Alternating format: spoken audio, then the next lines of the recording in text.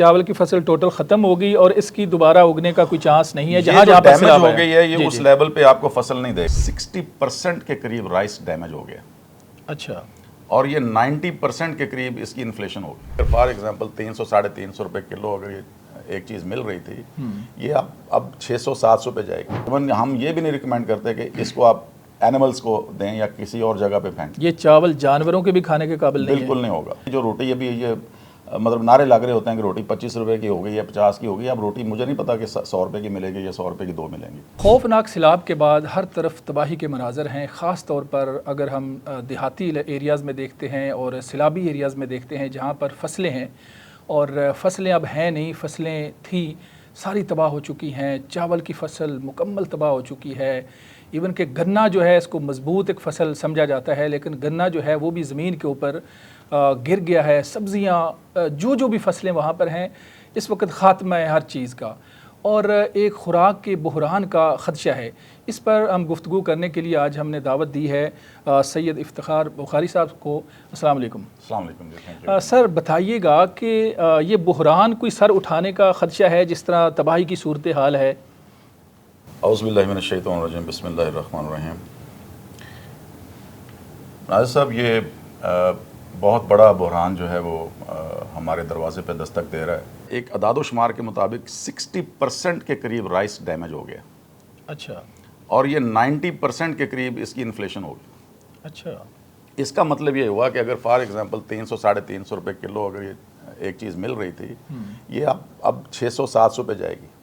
अच्छा, 600-700 रुपए किलो तक जा सकता है? जी, जा सकता है। अच्छा। इसलिए जा सकता है कि इसमें सब्सिडी तो गवर्नमेंट हर घर को देने को रही। मैं यहाँ सवाल करूँगा कि चावल की फसल चूँकि पानी से ही तैयार होती है और चाहे पानी ऊपर से गुजरा, बहुत ज़्यादा गुजरा, लेकिन चावल की फसल में कहीं ना कहीं ये होती है चीज़ कि दोबारा से उग सकती है। क्या उम्मीद है कोई किसानों को कि फसल कहीं ना कहीं दोबारा उग पाएगी? देखें, एक होता है इरिगेशन। अच्छा। कि हमने उसको इरिगेट किया, टाइम फ्रेम होता है हमारा कि 1 महीने में इतनी हमने इरिगेशन करनी है, ये वाटरिंग, ये हमने इरिगेशन करनी है। ये अनप्लैंड है। और सैलाब अपने साथ सिर्फ पानी नहीं लाता, ये पैथोजेनिसिटी लाता है, ये साथ साथ इसके जरासीम लाता है, फिर इसके साथ अनटूवर्ड्स मटेरियल होता है जो ज़मीन के ऊपर लेप कर देता है। सही है। हमने मैरा ज़मीन रखी हुई थी, मट्टी आ गई, मट्टी जम गई ऊपर, अब पौधा स्ट्रेस में चला गया। सही है। हमने पौधे की जड़ों के लिए नीचे डेप्थ रखी हुई है 6 इंच रखी हुई है या 1 फुट रखी हुई है, अब मट्टी डाल गई 1 फुट ऊपर, स्ट्रेस आ गया उसके ऊपर, और पानी रहा उसके 7-8 दिन उसके साथ, और एक फ्लो के साथ कई फसलें लेट गई। अभी तो उसका सिट्टा बनने में मतलब तैयारी हो रही थी। अब जो फसल लेट गई है उसमें सबसे बड़ा मसला ये होगा कि जब वो लेट गई है तो उसकी फोटोसिंथेसिस का अमल रुक गया। अच्छा। जो सूरज के साथ रोशनी के साथ पत्तों ने लेके उसकी खुराक बनानी है, लिहाजा उसकी ग्रोथ जो है वो आप समझ लें कि इट इज़ मेल न्यूट्रिशन। पहले तो फसल मेल न्यूट्रिशन हो जाएगी, उसके बाद जब पूरी हमारी यील्ड नहीं आएगी तो हमारी खुराक सही नहीं आएगी, तो फिर इंसान मेल न्यूट्रिशन हो जाएगा, हमारे सारे लाइफ स्टॉक मेल न्यूट्रिशन होगा। अच्छा, किसान को कोई उम्मीद है उस फसल के कहीं ना कहीं कुछ कम अज़ कम उसके जो अखराजात हैं वो पूरे हो सकते हैं, या बिल्कुल टोटल खत्म हो चुके हैं? किसान उसके अखराजात पूरे नहीं कर सकता, बल्कि ये गवर्नमेंट को मैं वाज़ेह तौर पर कहना चाहता हूँ कि इनको बड़ा सीरियसली लें, क्योंकि वो पहले डिमोरलाइज थे गंदम में, उनको सही रेट नहीं मिला। और यहाँ हमने मुख्तलिफ चैनल्स पे और मीडिया में और नेशनल लेवल पे भी प्रोग्राम देखे हैं जहाँ पे हमारे रिसर्च सेंटर्स में भी और पॉलिसी मेकिंग में भी ये सारी डिबेट्स चल रही हैं। आपका कहने का मतलब है कि चावल की फसल टोटल खत्म हो गई और इसकी दोबारा उगने का कोई चांस नहीं है? ये जो डैमेज हो गई है ये उस लेवल पे आपको फसल नहीं देगी। और दोबारा से चावल की फसल लग सकती है? नहीं, अब टाइम नहीं है। अब टाइम नहीं है। अच्छा, अब इसलिए कि ज़मीन जो डैमेज हुई है, ये आप ना समझें कि वो जो ज़मीन है वो ज़रखेज़ हो गई है। अच्छा। नहीं, सबसे बड़ा मसला ये हुआ है कि अभी ये 2 महीने उस ज़मीन को आपने रीजनरेट करना है। अच्छा। अभी तो पानी सूखेगा, उतरेगा, फिर वो जो मड देखेंगे लेवल क्या है, उसमें क्या क्या चीज़ें आई हैं, कौन कौन सी बीमारियां आई हैं, किस मटेरियल से हमारे ऊपर लेप हो गया ज़मीन का। क्योंकि ज़मीन को हम एक उसको कहते हैं ज़मीन की तैयारी। जब हम किसी फसल को लगाते हैं, हर फसल की एक स्पेसिफिक तैयारी होती है कि उसको हमने रोइंग किस तरह करनी है, उसके हमने तो 2 महीने उसको तैयारी में लग सकते हैं, रीजनरेट करें उसको दोबारा, उसके एनालिसिस करवाएं अपनी सॉइल के। तो 2 महीने के बाद फिर चावल का तो टाइम खत्म हो गया, उसके उसमें बाद तो फिर हमारे पास किसान के पास गंदम ही है, उसके अलावा कोई आप और वहाँ कोई पे ऑप्शन फसल? नहीं है। फोडर है तो मकई है, अच्छा। मेज़ है, हम वो लगा लेंगे, फोडर के भी काम आएगा, मेज़ भी कुछ बच जाएगी। सही है। अब सबसे बड़ा जो मसला है वो ये है आलू का। पोटैटो को एक्सपोर्ट भी आप करते हैं, वो उसको हम बाद में बात करेंगे, लेकिन ये बड़ी बड़ी फसलें जो हैं सब्जियां हैं, जैसे अभी हमारा एक कल्चर है कि हम साग, बाथू, पालक, ये हमारा सीजन आने वाला है, जी जी। तो ये लोगों ने लगाया हुआ था, टोटली फिनिश्ड। अच्छा, टोटली ये खत्म हो गया। मैं अभी ना चावल से आगे आपको नहीं जाने देना, वो क्योंकि चावल एक बड़ी ये स्टेपल फूड है जी। तो चावल जब मुकम्मल उसकी फसल खत्म होगी एक बड़े एरिया से, तो उसके बाद मार्केट में चावल के वाले से किस लेवल पे बुरान आ सकता है? अभी आपने जिक्र किया कि 600 रुपए किलो तक इसकी कीमत जा सकती है अगर हमने ज़ख़ीरा अंदोज़ों के साथ बैठ के बात ना की। अच्छा, तो ज़ख़ीरा अंदोज़ जो हैं ये कोई इतने पावरफुल हैं कि बात करेंगे तो फिर ही वो बाहर निकालेंगे? ज़ख़ीरा अंदोज़ी में ये लोग मतलब सिर्फ दुकानदार नहीं हैं। आप समझें कि अगर हमारा जितना भी आड़ती माफिया है, जो कुछ भी है, माफिया कहते हैं लोग इसको, लेकिन जो आड़त का जितना कारोबार है, हाँ।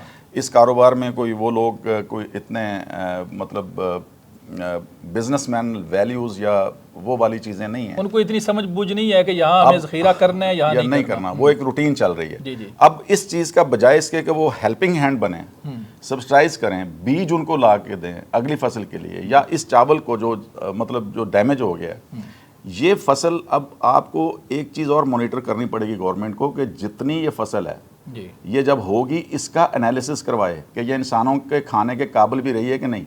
अच्छा, अब भी फसल अगर कुछ ना कुछ बचेगी, कुछ दाना निकलेगा, यस, तो वो भी चेक करना पड़ेगा, ये कहीं खतरनाक तो नहीं है इंसानों के लिए? ये भी सूरत हाल है। ये भी सूरत हाल है, क्योंकि ये मल्टीपल जगहों से पानी आया है, और देखें ड्रेन्स जो हैं वो उबल पड़े हैं। हाँ। और ड्रेन्स के अंदर जो है वो सारा लेफ्ट ओवर होता है, सारा इसका इंडस्ट्रियल वेस्ट होता है जो अनट्रीटेड। हमारी तो इंडस्ट्री में भी चीज़ें जो है ना वो अनट्रीटेड निकलती हैं बाहर सारी जो हैं, और वो वेस्ट इसमें मिल के आया होगा। सही है। और इसमें जितने पेस्टिसाइड्स हैं या इसके हार्मफुल केमिकल्स हैं या हार्मफुल जो चीज़ें हैं वो सारी आई होंगी, उससे पौधे भी तो डैमेज हुए होंगे। तो वो चावल भी खतरनाक हो गया। उसके ट्रेसेस आएंगे इसमें। अब इसको हम देखेंगे कि ये हमारी जो फसल आई है, ये जो हमारा चावल आया है, अब ये एक्रीडेशन होती है कि एक्सपोर्ट की एक्रीडेशन होती है जब आप एक्सपोर्ट पे जाते हैं। अब मेरा नहीं ख्याल कि ये फसल हमारी एक्सपोर्ट के काबिल भी रहेगी, क्योंकि पहली तो बात है कि हमारे खाने के भी काबिल है, यानी एक्सपोर्ट तो बाद की बात। लेकिन ये मैं आपको वो बारीक लाइन देने जा रहा हूँ, कोई उसका ऐसे नहीं करवाएगा, और वो टोटा चावल या मोटा चावल समझ के या जैसे भी करके ये मार्केट में दे देंगे। इनको पकड़ें। अच्छा, इनको पकड़ें। फूड अथॉरिटी जो है, अब वो जो चावल आएगा जब मार्केट में आएगा या जो कुछ भी आएगा उसके पीछे जाए, उसको उसको उसका मुहासबा करे। अच्छा। और देखें कि वो चावल को जाके ऐसे करवाएं, उसका देखें ट्रेसेस कौन से हैं, नॉर्मल हैं या वाकई ये चावल इस खाने के काबिल है या नहीं है।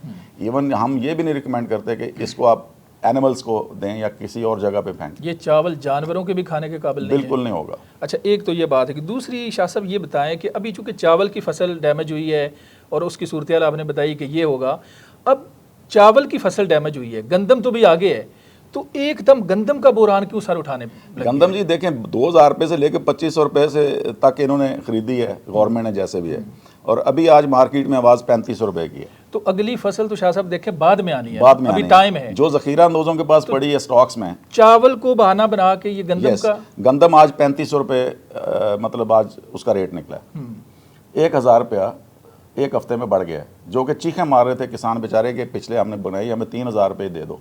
अच्छा, हाँ, तो वो नहीं दिया, तब नहीं दिया। बिल्कुल उन्होंने रोला डाला, लेकिन बाद किसी ये 35 रुपये वहाँ स्टॉक से निकलेगी, और ये 4-4.5 हज़ार रुपये आपको मिलेगी। जो रोटी अभी ये मतलब नारे लग रहे होते हैं कि रोटी 25 रुपये की हो गई या 50 की हो गई, अब रोटी मुझे नहीं पता कि 100 रुपये की मिलेगी या 100 रुपये की 2 मिलेंगी। अच्छा, ये भी सूरत हाल हो सकती है। अब ये बड़ी अफसोसनाक सूरत हाल है कि देखें गंदम का बुरान आएगा, गंदम के बुरान से ज़ाहिर आटा है तो आटे से रोटी है, दोनों तो ये तो लोगों को भूखा मारने वाली बात है। यस, और दूसरा सबसे बड़ी बात है कि पल्सेस हमारी जो हमारी दालें हैं जी, वो डैमेज हो गई। दालें भी डैमेज हो गई, तो दालों का बुरान भी आ सकता है, सब्जी का बुरान। अच्छा, सब्जी के बुरान के साथ आप देख लें कि फिर आपका जो गन्ना है वो सारा लेट गया, वो लेट गया, वो लेट गया, तो आगे गन्ने की जो ज़ाहिर है अगली फसल तो आएगी सो आएगी।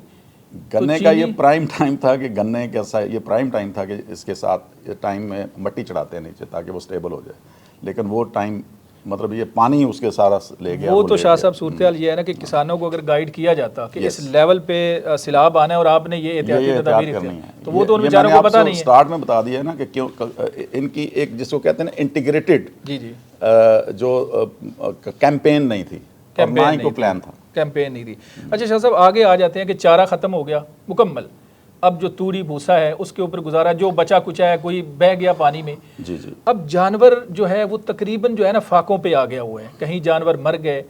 अब जब जानवर खाएगा नहीं तो वो दूध कैसे देगा, जो गोश्त की प्रोडक्शन है वो कैसे, तो ये सूरत हाल क्या बनी? अल्लाह पाक ने एक इकोसिस्टम बनाया हुआ था कि हम दरख्त लगाए हुए थे हमने। बिल्कुल।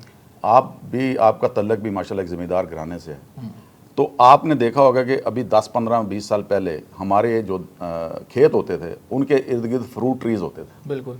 शहतूत था, बिल्कुल, अमरूद थे और शीशम थी, बिल्कुल, और दूसरे दरख्त थे। उससे ये होता था कि जब इस तरह का बहरान आता था या हमारा फूडर कम हो जाता था तो हमारी ये जो गोट्स हैं ये दरख्तों पे चढ़ के इनके पत्ते खा लेती थी। सही है। हमारे पास एक अल्टरनेट रेमेडी हो जाती थी कि ये दरख्तों से हम उतार के पत्ते, क्योंकि जानवर जो है वो भूख से जब तिलमिलाएगा तो कोई ज़बरदस्त चारा उसको दरख्तों की सूरत से मिले तो वो हो जाता है। लेकिन हमने डिफॉरेस्टेशन करके अपने मुल्क की, और ये जो ऊपर हमारे हाई लैंड्स के ऊपर जो सैलाब आया, जो बड़े बड़े पत्थर आके तो नीचे दरियाओं में भर गए हैं, वो इसलिए आया कि वहाँ पे ऊपर ट्रीज़ जो हैं वो डिफॉरेस्टेशन हो चुकी थी, वो पहाड़ नंगे हो गए थे, वो सारे नीचे आ गए।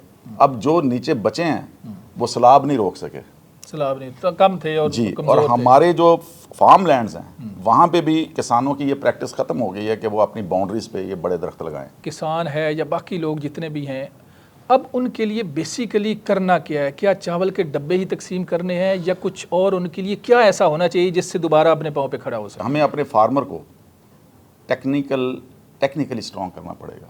अच्छा। उसको बिल्कुल नहीं पता, वो इंसाइक्लोपीडिया है ज़रूर, लेकिन वो इंसाइक्लोपीडिया सिर्फ वो वाला है जो उसने पिछले अपने बाप दादा से सीखा है, जो नस्ल दर नस्ल उनको, जैसे मेरे वालिद साहब ने जो मुझे मैंने देखा वो मैंने सीख लिया। जी, सीख लिया। लेकिन अब एग्रीटेक का दौर है, सही है, टेक्नोलॉजी का दौर है। जैसे ये खेत में ऐसी फसल लगी हुई है तो वो गिर गई। अब चाइना में या दूसरे इलाकों में, सिंगापुर में अगर आप देखें तो एग्रीटेक में उन्होंने आपको अगर दिखाएंगे तो वो वर्टिकल फार्मिंग शुरू कर दी है। अच्छा। 3-3 मंजिला प्लाजे जितने बनाए हैं वो उतनी मंजिला उन्होंने वर्टिकल फार्मिंग में लगा दी है, और उससे ज़मीन सैलाब नीचे वाला खा के बाकी जो ऊपर वर्टिकल लगी हुई है फसल वो तो आपकी बच गई, तो वो आपको कंपनसेट कर जाती है। दूसरा, हमेशा जब भी आप करें तो मल्टीपल क्रॉप्स लगाएं। सही है। जो भी आपने बड़ी क्रॉप लगाई उसके साथ छोटी क्रॉप भी लगा लें, ताकि वो आपको मतलब ये है कि कंपनसेट कर जाती है। ये तो शाह साहब देखें बड़े लेवल पे एक कैंपेन करने की ज़रूरत है। अवेयरनेस किसान को होगी, तरीकाकार का पता होगा, तो फिर ये मेरा ख्याल है कोई 2-4 महीनों की बात नहीं, ये नहीं। हाँ। ये एक स्ट्रेटेजिक प्लानिंग चाहिए। ये हम पॉलिसी मेकिंग में, आज हमने हमारी मीटिंग भी थी सुबह पॉलिसी मेकिंग की, तो उसमें हमने इस चीज़ को दिया है कि कारपोरेट इसमें लीड करे, और एकेडेमिया को हमने मुख्तलिफ यूनिवर्सिटीज़ में एग्रीप्रेन्योरशिप प्रोग्राम शुरू किया, और हम ये बिज़नेस एडमिनिस्ट्रेशन के बच्चों को पढ़ा रहे हैं, इकनॉमिक्स के बच्चों को पढ़ा रहे हैं। कारपोरेट के साथ जब वो जुड़ेंगे तो ये जितने लोग जो अनपढ़ बैठे हुए हैं मंडियों में, ये बैंकों में ना जाएं, वहाँ जाके उनको बताएं कि भाई ऐसे हमें अपनी इकोनॉमी को उठाना है। सही है। सबसे बड़ा सवाल इकोनॉमी पे आता है, जीडीपी पे आ जाता है। ये जीडीपी 1 to 2% नीचे जाएगी अब। सही है। इन्फ्लेशन बढ़ेगी। सही है। अब इन्फ्लेशन हेज के लिए हमारे पास कोई रिजर्व्स नहीं है। उन रिजर्व्स में क्या होता है कि हमें कम से कम कोई चीज़ तो अपनी ऐसा स्टेपल फूड या जो भी है ड्राई करके रख सकते थे हम। टेक्निक्स हमारे पास अवेलेबल नहीं है, हमारे पास मशीनरी इतनी नहीं है। हमें ये सारी ड्रोन्स, ये सारी चीज़ें यूज़ करनी चाहिए, फार्मर को सिखाने चाहिए। छोटे छोटे हमें वहाँ पे मरकज़ बनाने चाहिए टीचिंग के। और देखें जो पोटेंशियल एरियाज़ हैं, जैसे विहाड़ी है, कपास का इलाका है, गन्ने का इलाका है, नीचे हमारे साउदर्न पंजाब में आम है, सारा कुछ है। हर एरिया एक स्पेसिफिक क्रॉप के लिए मशहूर है। बिल्कुल। आप वहाँ के ट्रेनर्स, वहाँ के फार्मर्स को उन्हीं स्पेसिफिक क्रॉप्स और ज़मीन की तैयारी के लिए ट्रेनिंग दें, और उसी डिज़ास्टर को अप्रोच करने के लिए कैसे उसको पकड़ना है, वो एक कम्बिनेशन, एक पूरा कोर्स बनाएं, डिवाइस करें और उनको ट्रेनिंग दें, तो ये डिज़ास्टर कम। यकीनन बड़े अच्छे मशवरे दिए आपने, और ये किसी एक बंदे का काम नहीं है और चंद लोगों का, ये हुकूमती लेवल पर इसकी हिकमत अमली बनानी पड़ेगी। नाजरीन, आपने सुना कि किस तरह से जो सैलाब आया और सैलाब से क्या क्या नुकसान हुआ और नुकसान के बाद क्या बहरान जो है वो सर उठाने का ख़दशा है और ख़दशा बहुत ज़्यादा है। इसके बाद किसान के लिए हम क्या कर सकते हैं, हुकूमती लेवल पर क्या होना चाहिए और आने वाले जो सालों में सैलाब बहुत ज़्यादा होने का ख़तरा है उससे अपनी फसलों को कैसे बचाना है, ये सारी सूरत हाल आपके सामने रखी, मशवरे आपके सामने रखे।